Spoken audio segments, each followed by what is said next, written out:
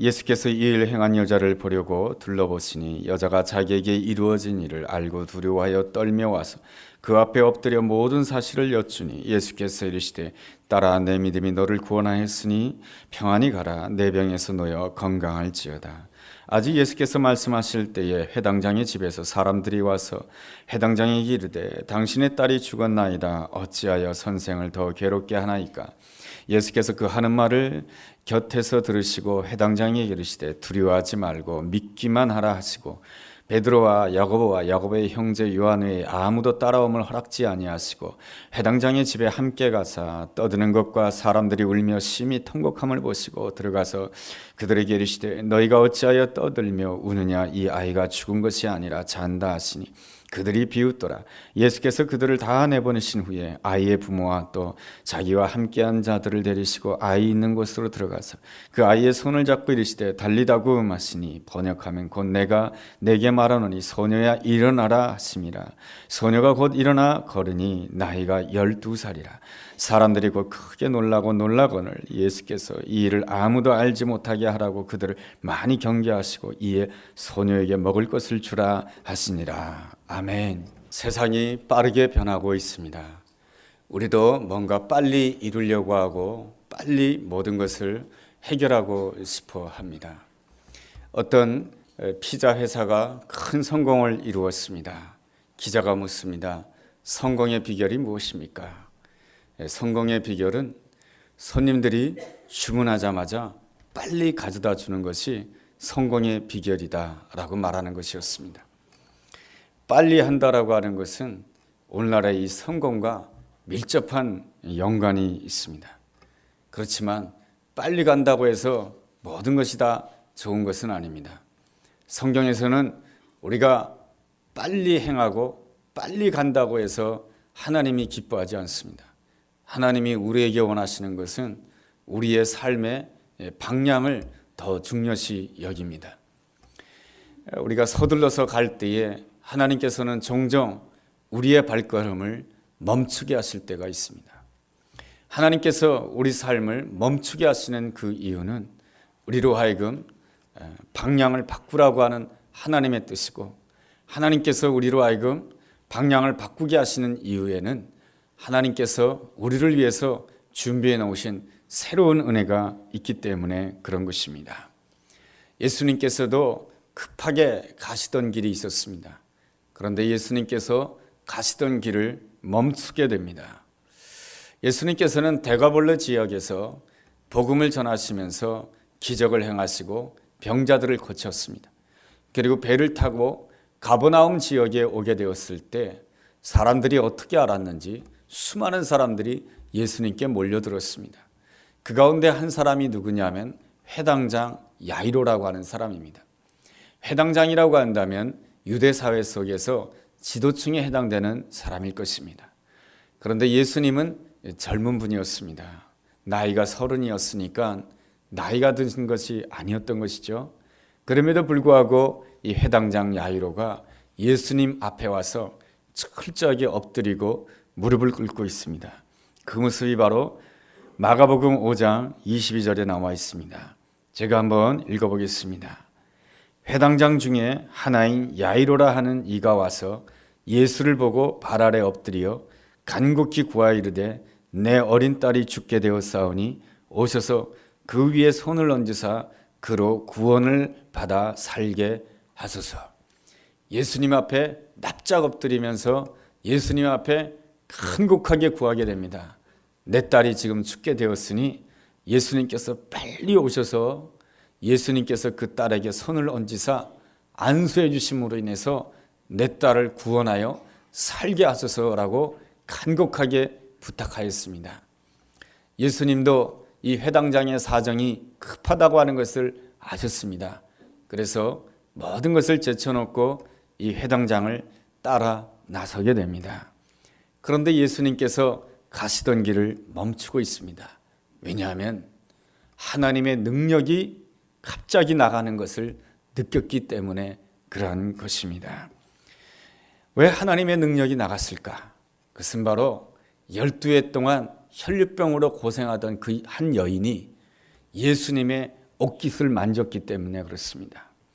이 여인은 12해 동안 질병으로 인해서 고통당하는 여인이었습니다. 또 이 여인이 걸린 병은 혈류병이었습니다. 혈류병이라고 한다면 예수님 당시에 모든 유대인들은 부정한 병이라고 알고 있었습니다. 부정한 사람은 하나님의 성전에 들어올 수가 없었습니다. 12해 동안 하나님의 성전에 들어오지 못한다라고 하는 것은 단순하게 하나님의 성전에 들어오지 못한다라고 하는 것이 아니고요. 하나님의 성전에 들어오지 못한다라고 하는 것은 유대 공동체 안에서 소외가 되고 유대 공동체 안에서 인정을 받지 못하게 된다라고 하는 그 뜻까지 가지고 있습니다. 우리 한국 사회는 교회 나오고 싶은 사람이 나오고 말고 싶은 사람이 안 나오지 않습니까? 그런데 유대 사회는 모든 사람들이 성전을 찾습니다. 그러니 성전을 안식일 날에 성전을 찾지 않는 사람들은 어떤 사람이 됩니까? 그 공동체에서 소외가 되는 것이고 그 공동체에서 탈락이 되는 사람이 되는 것입니다. 그런 점에 있어서 12해 동안 혈류병에 걸린 이 여인은 너무나도 질병으로 고통스러워하였고 그리고 모든 사람들로부터 소외되고 또 왕따를 당한 그러한 여인이었던 것입니다. 그런데 예수님이 지나간다라고 하는 소식을 들었습니다.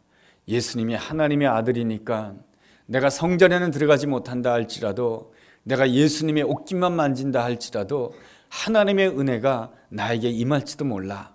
그러한 기대감을 가지고 그러한 믿음을 가지고 수많은 무리가 예수님을 에워싸고 있었지만은 그 무리를 비집고 최선을 다해서 예수님께 달려가서 예수님의 옷깃을 만지게 됩니다. 예수님의 옷깃을 만지는 그 순간 하나님의 능력이 그 여인에게 나타나게 되는 것입니다. 많은 사람들이 예수님을 에워쌌기 때문에 예수님의 몸을 만진 사람이 한두 사람이 아니었을 것입니다. 그러나 누구에게만 하나님의 능력이 나가게 됩니까? 믿음으로 예수님의 옷깃을 만진 자 12해 동안 혈류병 걸린 이 한 여인에게만 하나님의 능력과 기적의 역사가 나타나게 된 것입니다. 그러자 예수님께서는 가던 길을 멈추시게 됩니다. 그 말씀이 오늘 우리가 읽은 32절의 말씀입니다. 32절을 주목해 보시면 예수께서 이 일 행한 여자를 보려고 둘러보셨다라고 이렇게 말씀해 주십니다. 뿐만 아니라 예수님께서는 이 여인에게 모든 이야기를 물어보십니다. 33절에 보면 이런 말씀이 있습니다. 여자가 자기에게 이루어진 일을 알고 두려워하여 떨며 와서 그 앞에 엎드려 모든 사실을 여쭈니 라고 이렇게 되어 있습니다. 예수님께서는 자신의 능력이 이 여인에게 나간 줄 알고 이 여인을 부르게 합니다. 그리고 이 여인의 사정이 어떠한지를 묻습니다. 그리고 그 여인의 사정을 듣고 이 여인에게 축복을 해줍니다. 뭐라고 축복해 줍니까? 딸아, 내 믿음이 너를 구원하였으니 편히 가라. 내 병에서 놓여 건강할지어다. 얼마나 놀라운 말씀입니까? 참 예수님은 바쁘신 분이고 예수님을 찾는 사람들이 한두 사람이 아니었습니다. 그리고 그 순간에도 예수님은 어딘가론가 바삐 가고 있는 그런 순간이었는데 예수님께서 가시던 그 길을 멈추시고 이 여인에게 말씀을 해주시고 이 여인의 이야기를 듣고 이 여인에게 축복을 해주고 있는 것입니다. 여러분 12해 동안 혈류병으로 고생했던 이 여인의 입장에서는 예수님이 얼마나 고맙고 예수님이 얼마나 감사했겠습니까? 그런데 말이죠, 그 옆에 있는 야이로라고 하는 해당장의 마음은 속이 새카맣게 타 들어가고 있었습니다. 내가 먼저 예수님을 불렀는데, 사랑하는 내 딸이 죽어가고 있는데, 예수님이 이렇게 멈추고 있을 때가 아닌데, 예수님께서 이렇게 다른 데 시간을 보낼 때가 아닌데, 예수님께서 빨리 우리 집으로 가서 빨리 사랑하는 딸에게 안수해 주시고 빨리 사랑하는 딸을 고쳐주셔야 되는데 예수님께서 가던 길을 멈추고 계셨던 것입니다. 그런데 그 멈추고 있는 동안에 자기 집에서 한 사람이 오게 됩니다. 그 사람이 와서 전해주는 말이 있습니다. 그게 뭡니까? 35절의 말씀이죠. 아직 예수께서 말씀하실 때 회당장의 집에서 사람들이 와서 회당장에 이르되 당신의 딸이 죽었나이다. 어찌하여 선생을 더 괴롭게 하나이까? 당신의 딸이 죽었습니다 라고 하는 소식을 듣게 됩니다. 내가 빨리 가야 되는데, 예수님과 함께 빨리 가야 되는데 예수님께서 멈추고 있습니다. 또 그 멈추는 동안에 어떤 일이 일어났냐면, 내 삶 가운데는 절대로 일어나서는 안 되는 일, 내 인생 가운데 이 일이 일어나면 절대로 안 되겠다고 생각되는 그 일이 일어나게 되었을 때에 회당장의 마음이 얼마나 아프고 회당장의 마음이 얼마나 무너지겠습니까? 주님께서는 이러한 가운데서도 주님께서는 계획하시는 바가 있습니다. 왜 하나님께서는 이러한 일을 허락하셨을까요? 하나님께서는 우리가 가던 길을 멈추게 할 때가 있습니다. 그리고 그 멈추는 동안에 내가 원치 않는 일이 일어난다라고 한다면 우리는 어떻게 해야 됩니까? 그렇지만 우리는 알아야 되는 것입니다. 주님께서 가시던 길을 멈출 때는 반드시 이유가 있다라고 하는 것입니다. 주님께서 멈추실 때는 어떤 이유가 있을까? 우리가 그것을 잘 알고 우리가 순종할 줄 알아야 되는 것입니다. 주님께서 가시던 길을 멈추신 그 이유는 첫째로 우리로 하여금 소중한 것이 무엇인지를 깨닫도록 하기 위한 것입니다. 주님께서 가시던 발걸음을 멈추신 이유가 무엇입니까? 12해 동안 혈루병에 걸린 여인 때문이었습니다. 12해 동안 혈루병에 걸린 여인, 당시에는 여인의 지위가 굉장히 낮았습니다. 사람을 셀 때는 여인을 사람 수에 넣지도 않았습니다. 그리고 또 이 여인은 성전에도 들어올 수 없는 여인입니다. 혈루병에 걸린 여인이며 부정한 여인입니다. 그럼에도 불구하고 우리 주님께서는 그 한 여인을 한 영혼으로 보신 것입니다.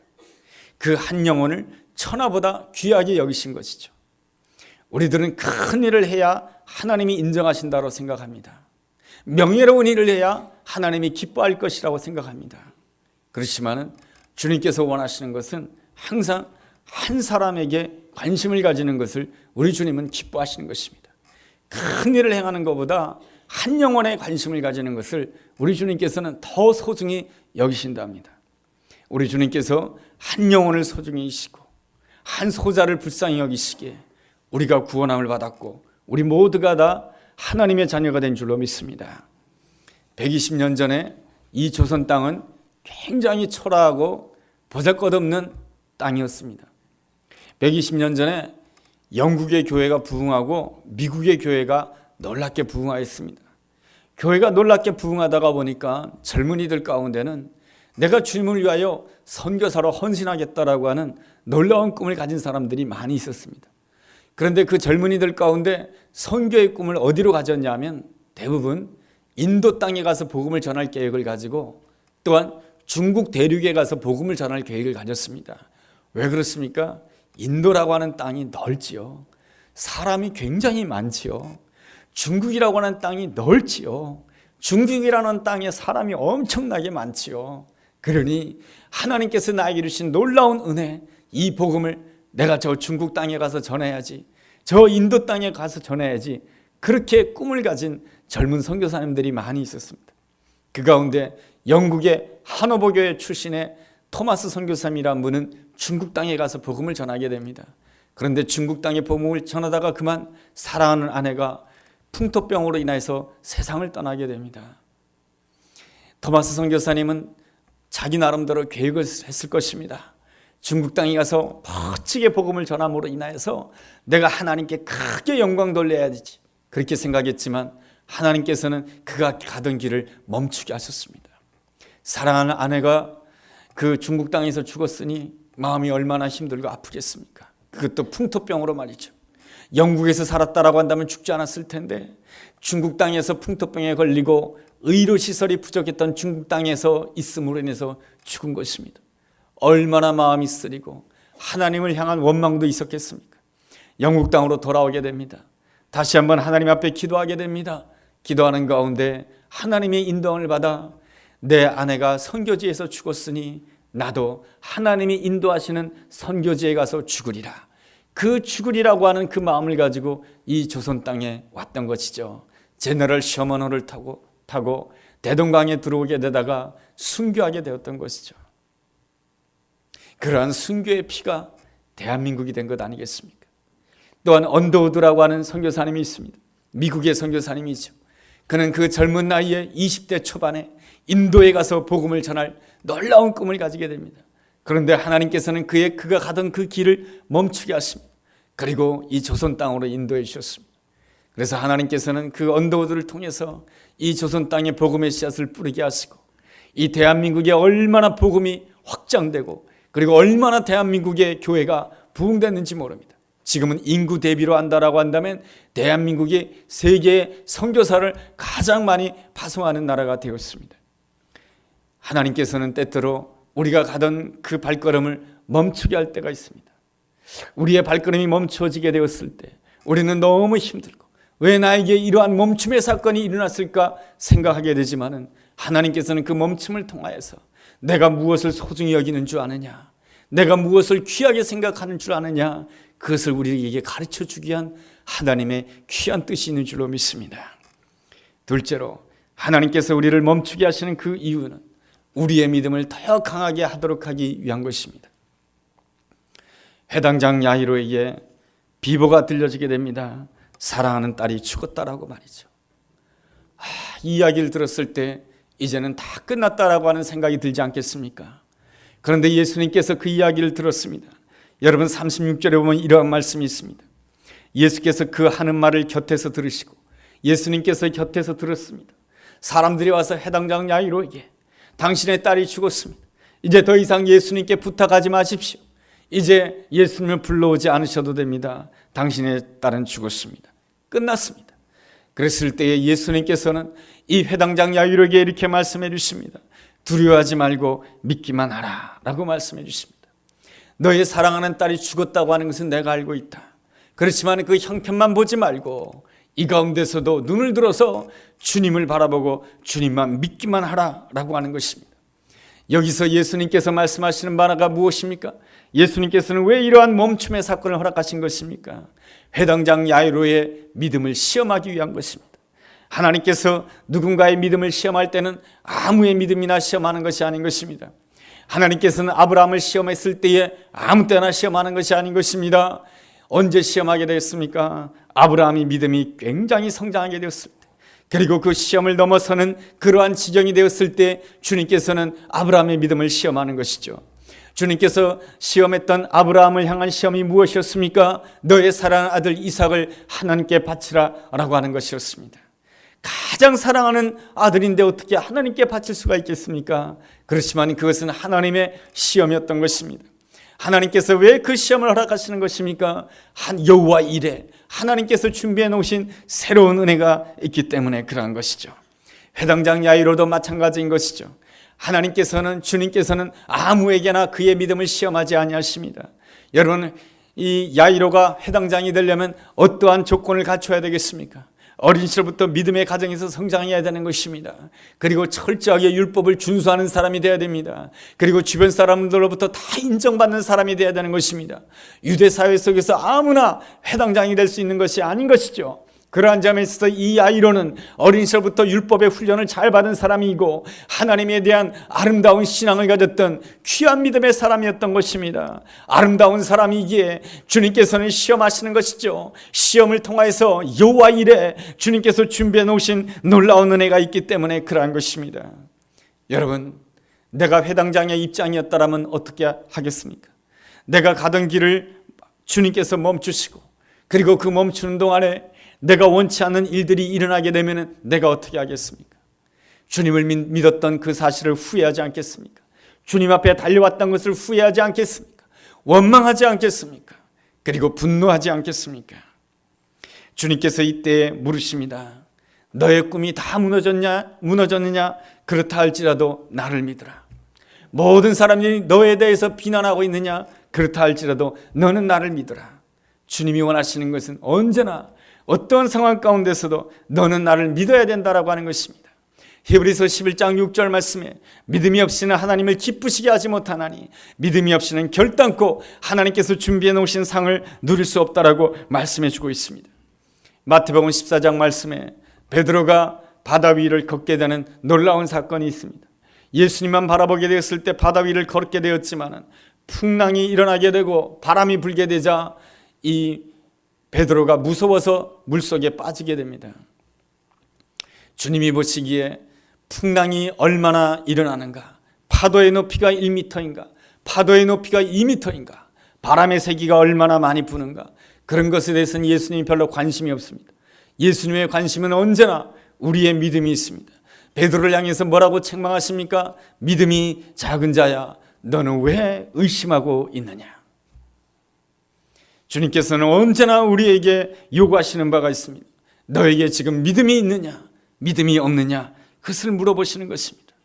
우리가 사는 인생에는 언제나 문제가 있습니다. 우리도 죄인이고 이 땅도 죄악된 세상 아니겠습니까? 죄악된 세상에 문제가 없는 때가 있겠습니까? 언제나 문제가 있는 것이죠. 또 그 문제라고 하는 것은 예기치 않은 상황 가운데 늘 일어나는 법인 것입니다. 그 문제 앞에서 우리의 상식과 우리의 힘으로는 결단코 해결할 수가 없습니다. 그 문제를 해결하실 분은 오직 온 세상을 창조하신 하나님, 나를 위하여 십자가에 죽으신 예수님, 나를 위하여 부활하신 예수님만이 내 모든 문제를 해결할 수 있는 줄로 믿습니다. 출애굽한 이스라엘 백성들이 그랬습니다.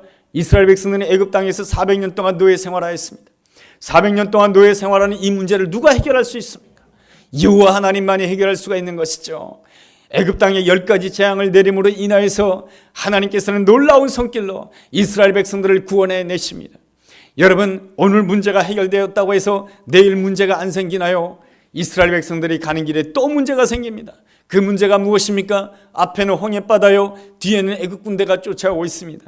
또 문제가 생겼을 때 방금 전에는 하나님의 그 놀라운 역사로 말미암아 이스라엘 백성들이 문제가 해결함을 받았는데, 홍해바다 앞에서는 이스라엘 백성들이 보여주는 것이라고 하는 것은 무엇입니까? 우리가 죽게 되었구나. 하나님을 원망하고 모세를 원망하고 있습니다. 그랬을 때에 모세가 어떻게 합니까? 이스라엘 백성들을 향해서 잠잠히 하라, 여호와 하나님을 바라보라고 합니다. 그러면서 지팡이를 그 바다를 향해서 내밀게 되었을 때 바다에 길이 생겨지는 놀라운 역사가 일어난 것입니다. 문제 앞에 서게 될 때마다 내 힘과 내 능력과 내 상식과 내 실력으로, 내 지식으로, 내 물질로는 결단코 해결할 수가 없는 것이죠. 하나님이 나와 함께 하실 때만이, 하나님의 능력만이, 하나님의 역사하심만이 우리 문제를 해결할 수 있는 줄로 믿습니다. 그러기에 사도 바울은 로마서 5장 7절에서 이렇게 고백하고 있습니다. 우리는 믿음으로 행해야 됩니다. 보는 것으로 행해서는 아니라는 것입니다. 눈에 보이는 것으로 행하고 눈에 보이는 것으로 결정하고 눈에 보이는 것으로 문제를 해결한다라고 한다면 우리는 세상 사람들과 똑같은 사람이며 세상 사람들과 똑같이 눈에 보이는 것 때문에 실망하고 눈에 보이는 것 때문에 넘어지고 눈에 보이는 것 때문에 실패할 수밖에 없는 것입니다. 그러나 예수 믿는 사람은 어떠한 사람입니까? 눈에 보이지 않는 하나님을 믿는 믿음으로 사는 것입니다. 하나님을 믿는 믿음만이 모든 문제에서 구원함을 받게 되는 놀라운 은혜로 인도함 받게 될 줄로 믿습니다. 주님께서는 한 번도 우리에게 고난이 없을 것이며 어려움이 없을 것이며 문제가 없을 것이라고 약속한 적이 한 번도 없습니다. 주님께서는 끊임없이 우리에게 요구하시는 것이 무엇입니까? 너에게 믿음이 없느냐? 믿음이 없이는 결단코 하나님을 기쁘시게 할 수 없으며 믿음이 없이는 결단코 하나님께서 예비해 놓으신 상을 누릴 수 없다라고 말씀해 주고 있습니다. 그러므로 내 생각에는 다 끝났다라고 생각되는 그 순간에도 눈을 들어서 예수 그리스도를 바라보며 예수를 믿음으로 인하여서 온전한 믿음을 가지고 하나님께서 예비해 놓으신 여호와 일의 은혜와 축복, 승리를 누리게 되는 우리 모두가 되기를 주의 이름으로 축원합니다. 셋째로, 하나님께서 우리를 멈추게 하시는 이유가 무엇입니까? 모든 일을 성취하시는 분은 오직 여호와 하나님 한 분뿐이시다라고 하는 것을 깨닫도록 하기 위한 것입니다. 예수님께서 회당장 집에 이르게 되었을 때 회당장 모든 사람들이 울고 있었고 통곡하고 있었습니다. 왜 통곡하고 있었습니까? 회당장의 딸이 이미 죽었기 때문에 그런 것입니다. 다 끝났다는 것입니다. 모든 것이 끝났을 때에도 주님께서 요구하십니다. 모든 것이 끝났다라고 생각하는 그 가운데서도 너는 나를 믿을 수 있느냐? 이제는 다 틀렸다라고 생각되는 그때에도 너는 나를 믿을 수 있느냐? 이렇게 물으시는 분이 바로 예수님이신 것입니다. 그 주님 앞에 내가 주님을 믿습니다. 내가 보기에 내 자녀를 바라봤을 때 전혀 가능성이 없어 보입니다. 전혀 가망성이 없어 보입니다. 저 아이가 진실로 하나님을 믿는 사람이 될 수가 있을까? 저 아이가 정말로 하나님 앞에 돌아올 수 있을까? 저 아이가 정말로 하나님의 아들이 될 수가 있을까? 저 아이가 정말로 하나님의 딸로 거듭날 수가 있을까? 안 된다라고 생각되었을 때도 내가 예수님을 믿습니다. 내가 주님을 믿습니다라고 고백하며 주님 앞에 부르짖는 자에게 주님께서 뭐라고 말씀해 주시는 것입니까? 어떻게 응답해 주시는 것입니까? 그 응답의 말씀이 바로 41절의 말씀인 것이죠. 그 아이의 손을 잡고 이르시되 달리다고 하시니, 주님께서는 믿음으로 나아가는 자에게 달리다고 소녀야 일어나라 라고 응답해 주시는 놀라운 주님이신 줄로 믿습니다. 인디언의 이야기입니다. 인디언 추장에게 아리따운 딸 하나가 있었습니다. 그런데 그 부족 가운데 3명의 젊은이가 이 딸을 너무너무 사랑하였습니다. 이 3명의 젊은이가 다 이 추장의 딸과 결혼하고 싶어 안달이었습니다. 추장은 이 3명의 젊은이 가운데 한 사람에게 자기의 딸을 주어했습니다. 누구를 내 사위로 삼을까 그렇게 생각하다가 그 3명의 젊은이들에게 이렇게 제의를 하게 됩니다. 이 앞에 있는 높고 험하고 비탈진 이 산을 춥고 비 오는 날 7번 올라갔다 내려오라고 하는 것입니다.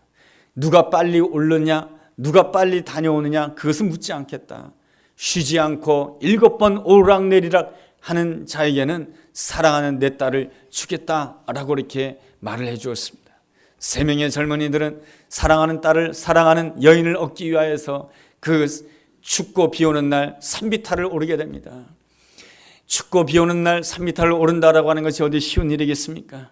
1번 올라갔다 옵니다. 2번 올라갔다 옵니다. 5번째 올라갈 때는 너무너무 힘이 듭니다. 3명의 젊은이 가운데 걸어서 올라가는 젊은이가 없습니다. 다 기어서 올라갑니다. 6번째, 7번째는 정신이 혼미한 가운데 거의 정신을 잃을 정도로 그냥 비몽사몽간에 올라갔다 내려오게 됩니다. 그런데 3명의 젊은이가 다 성공하게 됩니다. 추장으로서는 참으로 고민이 되었습니다. 사랑하는 딸을 3명의 젊은이에게 한꺼번에 줄 수 없는 것이고 말이죠. 한 사람에게 주어야 되는데 어떻게 할까 하다가 이제 막 도착한 3명의 젊은이에게 이렇게 말합니다. 이보게들, 한 번만 더 올라갔다 오게. 그러면 내 사랑하는 딸을 줄 것이야 라고 말해 주었습니다. 그 이야기를 듣던 이 3명의 젊은이 가운데 첫 번째 젊은이가 화를 냅니다. 이제까지 7번 올라갔다 내려온 것이 얼마나 죽을 고생을 하였는데 또 올라갔다 오라고요? 나는 못해요 하면서 화를 냅니다. 그러자 2번째 젊은이도 뭡니까? 분위기가 더 이상 올라가는 것이 아니었던 것 같아요. 그래서 자기도 힘이 들어서 더 이상 올라갈 수 없다라고 그냥 거기서 주저앉게 됩니다. 그런데 3번째 젊은이는 이렇게 말합니다. 도저히 올라갈 수 없지만 다시 일어서서 네, 제가 다시 한번 올라갔다 오겠습니다 하고 한 걸음을 떼는 그 순간 그 3번째 젊은이는 그 앞에서 쓰러지고 맙니다. 결국에는 3명의 젊은이가 다 실패했던 것이죠. 그 다음날 아침이 되었습니다. 추장은 자기 집에 있는 사람을 3번째 젊은이에게 보냅니다. 내가 너에게 내 딸을 주겠다라고 하는 것이었습니다. 추장은 알았습니다. 3명의 젊은이가 얼마나 힘들다라고 하는 것을 알았습니다. 3명의 젊은이가 얼마나 고통스러웠을까 압니다. 3명의 젊은이가 다 포기하고 싶을 그러한 마음도 가졌다라고 하는 것을 알았습니다. 그러나 아무것도